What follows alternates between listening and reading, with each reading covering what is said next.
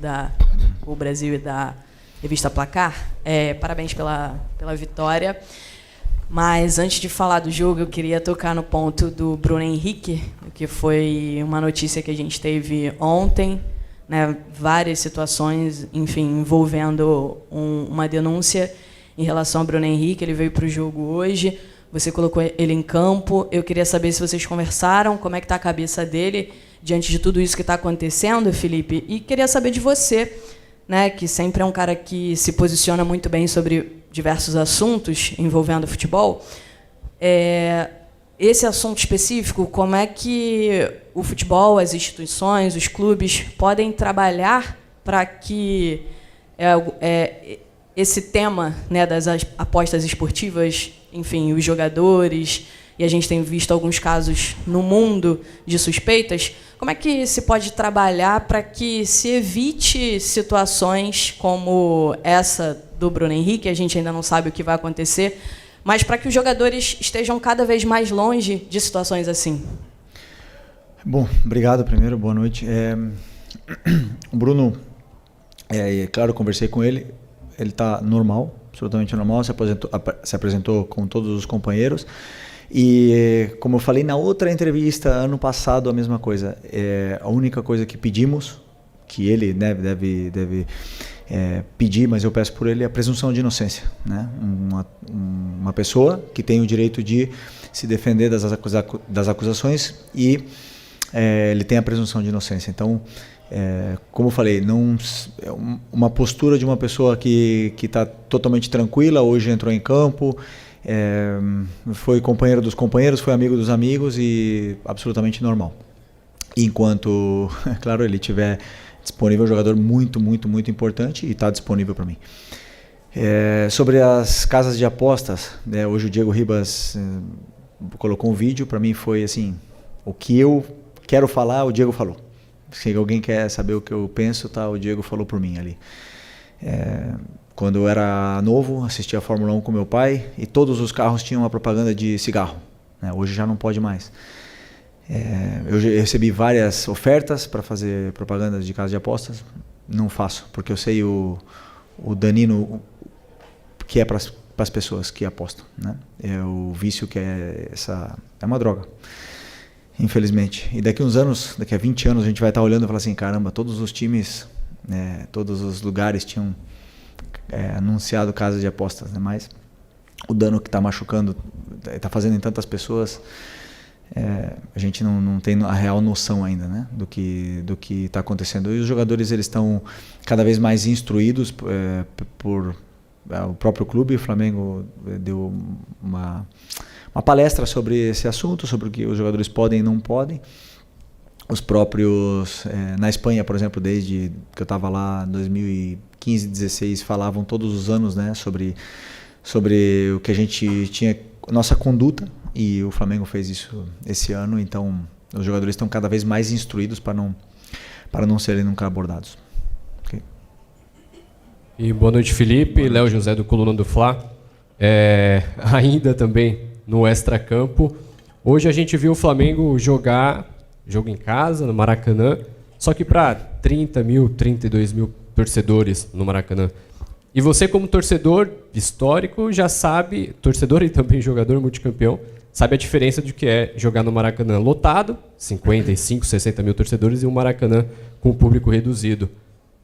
Como que é para você, agora como técnico, encarar o Maracanã com esse público, sendo que a gente sabe que o potencial da nação rubro-negra é botar 60, 65 mil torcedores? O que eu mais quero é que o nosso torcedor nos leve e nos empurre e lote o Maracanã. É um assunto que não é meu, é da diretoria, claro, né? Não tenho nada a ver com isso. Claro que eu e todos os jogadores trabalhamos sempre pelo torcedor. É o que nos move, né? E por jogar futebol, primeiro, que é o nosso amor, mas o que mais nos motiva é fazer um gol e o estádio todo vibrar e cantar teu nome. Claro que é isso que mais queremos, mas a única coisa que eu peço é que a torcida nos apoie, que eles sabem bem como o Maraca sabe fazer festa. Você fala que eu sou um eterno torcedor, né, de toda a vida, mas eu nunca pude participar no Maracanã antigo, né? Nunca pisei nesse Maracanã antigo. Queria muito ter vivido isso como torcedor do Flamengo e que o torcedor ele nos acompanhe. Precisamos muito do nosso torcedor aqui no estádio para poder performar, porque os jogadores se motivam muito mais quando a festa é linda da torcida. Felipe, boa noite. Laje do Alfovo, da Flamengo TV. Só um segundo. A partir de agora a gente vai começar a entrevista coletiva do jogo que acabou de encerrar, que aliás é a proposta aqui. Sobre questões institucionais, vocês procurem a Mariúcha, ela marca com a direção jurídica e ele vai atender vocês, esclarecer as questões. A partir de agora a gente fala aqui sobre o jogo, tá bom? Vamos lá. E Felipe, Laje do Alfovo aqui da Flamengo TV, sobre aspectos positivos, né? Hoje foram tantos, seu plano inicial de jogo, gols de bola parada, o Danilo fazendo gol indo muito bem, cruzamento certeiro do Wesley, você até deu um abraço nele ali, bem legal, o Pedro, mais um golaço do Arrascaeta. Queria que você comentasse como técnico, quão orgulhoso você sai dessa partida, uma goleada histórica, e o quanto isso vai impactar na confiança dos jogadores para esses próximos jogos. Bom, eu estou muito feliz pela vitória, pelo resultado, pela eficácia, né, que fala, né? Que vocês cobram tanto aqui em todas as coletivas. Eu sempre digo que tem vezes que a bola vai entrar de um jeito que ninguém espera e tem dias que a bola não vai entrar. Isso é futebol, mas os jogadores têm esse poder ofensivo. Mas eu não me iludo com o resultado, eu não me iludo com nada disso. Eu sempre, quando eu analiso, eu tento colocar o resultado de lado, né? Independente da vitória ou da derrota. E hoje, os gols que a gente fez cedo nos deram esse poder, essa confiança e tudo mais, mas são muitas coisas que eu sei que fizemos bem, mas também tem muitas que não fizemos bem. Portanto, o resultado elástico ele é maravilhoso para o torcedor, para os jogadores ganhar confiança, mas o treinador tem muitas coisas que corrigir desse jogo aqui, principalmente no primeiro tempo. Fizemos coisas que temos que melhorar. Felipe, aqui Isaac Andrade do Flavoz. Nessa vibe de jogo boa que aconteceu hoje, mas recapitulando que nos resultados ruins do Flamengo, principalmente na última derrota, você disse, a culpa é minha. Então eu vou fazer agora o contrário. Hoje o mérito é teu. O que o Felipe Luiz hoje, né, que ganhou, que encantou e que já antecipou o chocolate para várias famílias rubro-negras, fez para ganhar da forma como ganhou do Juventude? Não, sinceramente, assim, eu falei nas outras coletivas e não tenho problema em assumir meus erros, né? E hoje aconteceram coisas durante o jogo que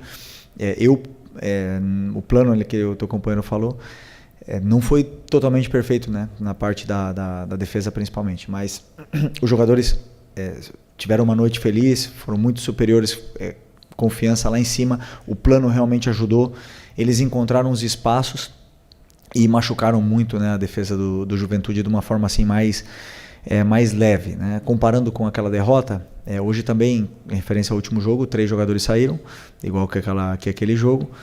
E segundo vocês, o Central Córdoba era um adversário muito inferior, né? E serve de aprendizado para todos nós, né? Para vocês, para todos, que não é assim no futebol, não é fácil. E os jogadores, a diferença é que os jogadores têm uma ambição muito grande. Eles têm uma fome muito grande. Eu noto isso no dia a dia, no trabalhar, nas perguntas que eles fazem quando eles têm dúvidas, porque eles não querem entrar em campo com dúvidas. Então, como a gente fez gol cedo, de bola parada e tudo mais, aí eles se sentiram cada vez mais confortáveis no campo, o Juventude cada vez menos, e nos deu esse resultado elástico, que é muito bom para Pedro, para próprio Danilo, como falou, o Arrascaeta continuar no nível que ele está. Então é importante que essas vitórias elas venham e nos aproxime muito desse jogo que queremos com a bola, que é o mais importante. Felipe, boa noite. Parabéns pela vitória. Os torcedores também destacaram nas redes sociais. Cadê? Eu não estou vendo. Aqui. Ah, tá, desculpa. No contraponto com a derrota para o Central Córdoba, também uma mudança de atitude da equipe dentro de campo. Até que ponto também o aprendizado daquela derrota, como ela veio, foi importante já para uma resposta imediata no domingo diante do Grêmio e, na sequência, essa vitória da maneira como aconteceu com o time, sendo mais objetivo, né, sendo mais dominante na partida e procurando também resolver o quanto antes possível o jogo? Bom que você me lembre desse jogo do Central Córdoba, porque eu não vou esquecer, né? Pelo visto vocês também não, mas claro que é um aprendizado e a gente tem que lembrar sempre para os jogadores, sempre. A derrota ela está aí. Se você não tiver no seu melhor dia, a derrota vai aparecer. Então, eu só não concordo com a mudança de atitude, porque aquele jogo contra o Central Córdoba a gente teve 2 chances, ou 3 claras, né? O Juninho teve uma chance clara no começo do jogo, que eu lembro agora, não estou lembrando das outras, para fazer 1-0, e a bola não entrou. Hoje ela entrou. E isso dá uma confiança muito grande. A única diferença é que aquele dia, como a bola não entrou e nós tomamos o gol, o treinador cometeu um erro depois. E hoje a bola entrou e os jogadores cada vez mais confortáveis. Então, a atitude eu não concordo contigo. O resto, que foi um aprendizado, não tenha dúvida que a derrota ela machuca, mas ela ensina muito. Boa noite, Felipe Luiz, Pedro Ramos da Sintonia Esportiva. Eu queria perguntar sobre o Pedro, meu xará, porque hoje ele voltou fazendo 2 gols, já tinha voltado contra o Central Córdoba. Eu queria saber os dados que vocês têm sobre a chance de relesão desse jogador, porque há 5 anos ele teve a mesma lesão em outra perna e voltou em 9 meses. O que vocês fizeram de diferente para 5 anos mais velho, em outra perna, ele voltar 2 meses antes, e se você também já planeja, talvez, ele ser titular contra o Vasco no sábado? Obrigado. Primeiro, essa pergunta era para o médico, não é para mim, né? Porque eles que planejam, eles fazem o planejamento dos jogadores lesionados. Eu pego os jogadores que estão saudáveis, mas o que eu sim sei é que o Pedro na lesão anterior voltou em 6 meses e não em 9. E nessa aqui ele voltou em 7, 6,5 e 7, uma coisa assim. Os dados, o doutor pode falar muito melhor do que eu, são mais do que seguros para nos dar a confiança de colocá-lo no campo. Então, claro que falta ritmo, falta algumas coisas nele que ele vai pegar conforme ele vai treinando e com a minutagem em campo, né? Então, não sei ainda se eu posso. Eu acho que não posso colocar ele titular. Pedro não pode jogar titular ainda. Eu acho que tem que ter uma progressão. Não sei. Agora, que os jogadores estão sujeitos a terem recidivas, claro que sim. Mas não só ele, todos que entram no campo, que pisam ali, têm o risco de arrebentar o joelho. Todos, de todos os times do campeonato. Não queremos que aconteça com ninguém, mas as lesões e o futebol é risco. E quem entra no campo está correndo esse risco. Eu mesmo quebrei as 2 pernas. E estou aqui. Felipe, boa noite. Emanuele Ribeiro, do GE. Globo. O que impressiona, além do resultado, da postura, da atitude do time, é essa intensidade durante os 90 minutos, né? O Flamengo não deixou de jogar em nenhum momento, mesmo com 2, 3, 4-0 no placar, pressionando a saída de bola do Juventude.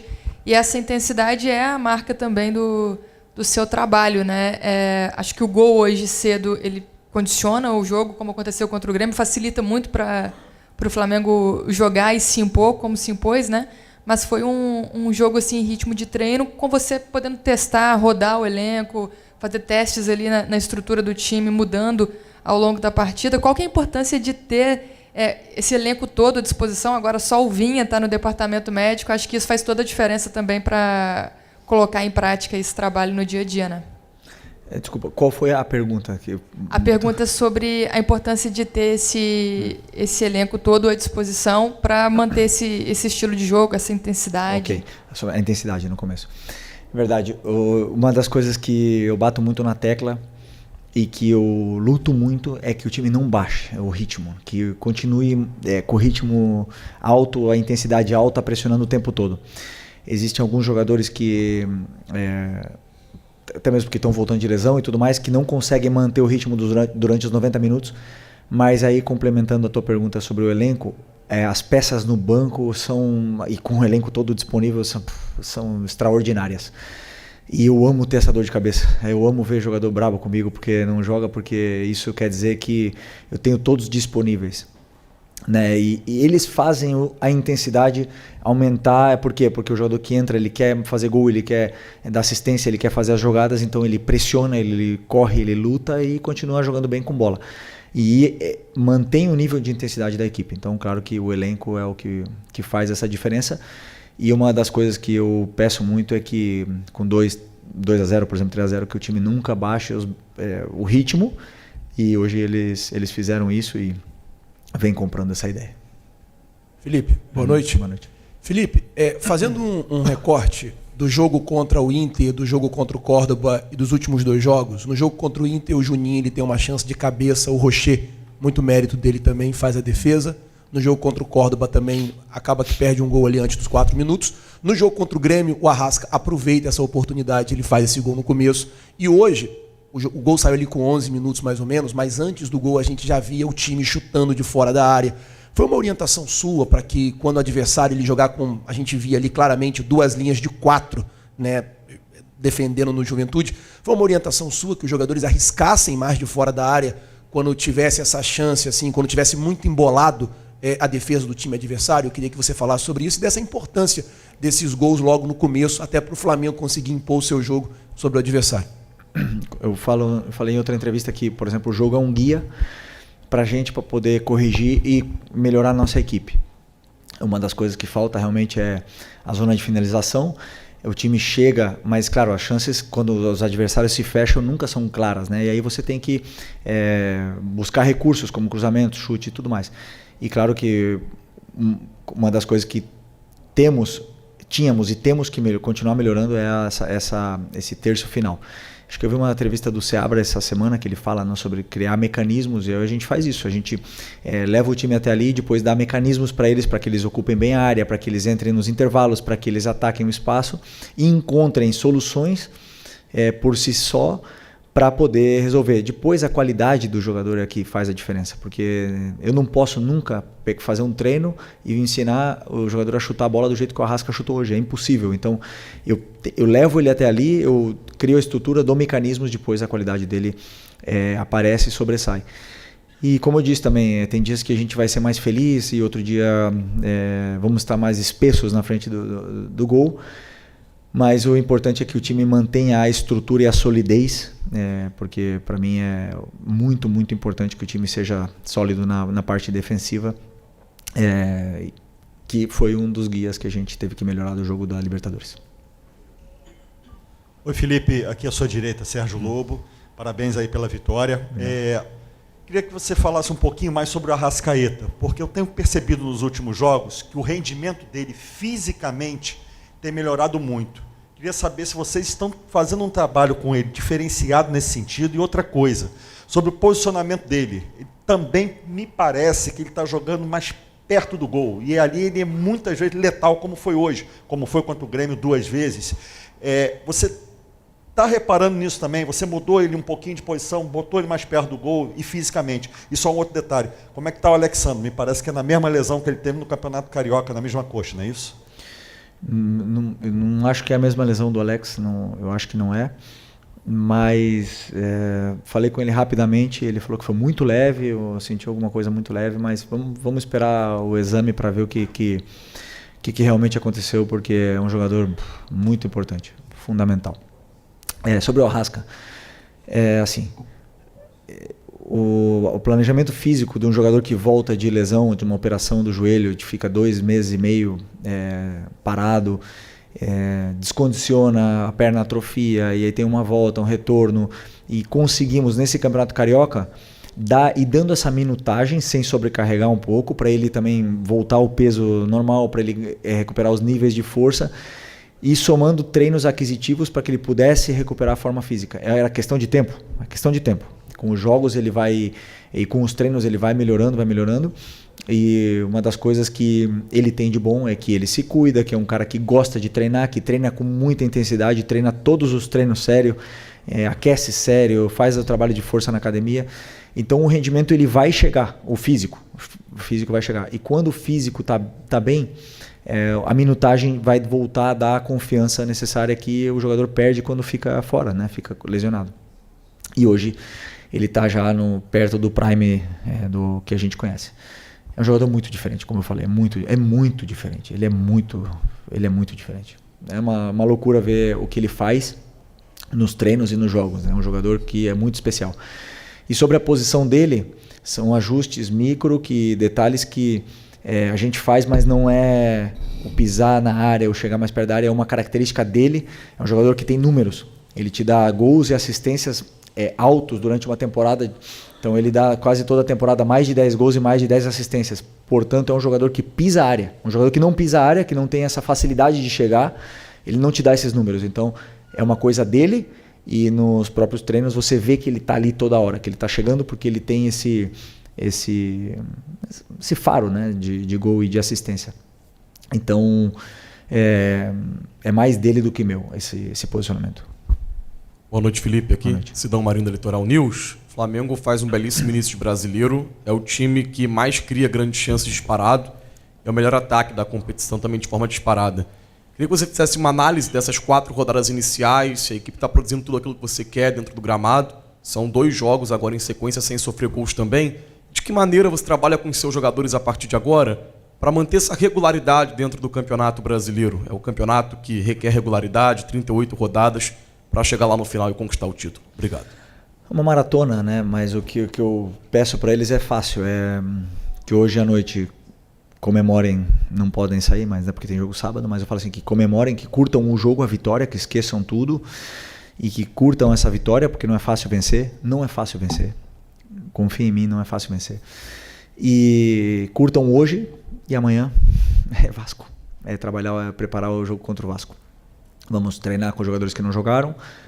Sexta-feira vamos preparar o jogo e vamos pro sábado para tentar fazer um grande jogo. Não temos que pensar na rodada 30, nem na 38. Temos que pensar na próxima rodada. Esse é o meu pensamento, o que eles também consomem, é o dia a dia, é o jogo que vem, como diria meu treinador, é partido a partido, né? A gente trabalha assim e vem dando certo. Boa noite, Felipe. Bruno Castanha, B2 Esporte. A gente vem falando nesses últimos jogos sobre a falta de contundência, de efetividade do Flamengo nesses últimos jogos. Hoje não. Hoje teve muitos gols e gols de cabeça, gol de fora da área. Mas eu quero falar especificamente do gol do Plata. Ano passado eu te perguntei sobre a posição que você pensava em escalar o Plata e você me falou que ele poderia ser esse falso 9. Hoje você escalou nessa posição, ele faz um gol no ataque-espaço, que você fala que é fundamental para o jogo, mas também o que ele gera de jogo jogando por ali. Eu queria que você comentasse especificamente sobre isso. Obrigado. O Plata é um jogador muito completo. É um tipo de jogador que apaixona o torcedor, porque ele corre o jogo todo, ele luta, ele tem muita qualidade, ele joga muito bem pressionado. Ele não foi falso 9, ele foi 9, verdadeiro 9. É um 9 que tem que apoiar quando tem que apoiar e tem que atacar espaço quando tem que atacar. E fez um excelente jogo. O difícil é deixar o Plata fora. Isso é difícil para o treinador. Então, às vezes, quando um cara é tão bom, o treinador ele tem que dar um jeito de colocar esse jogador.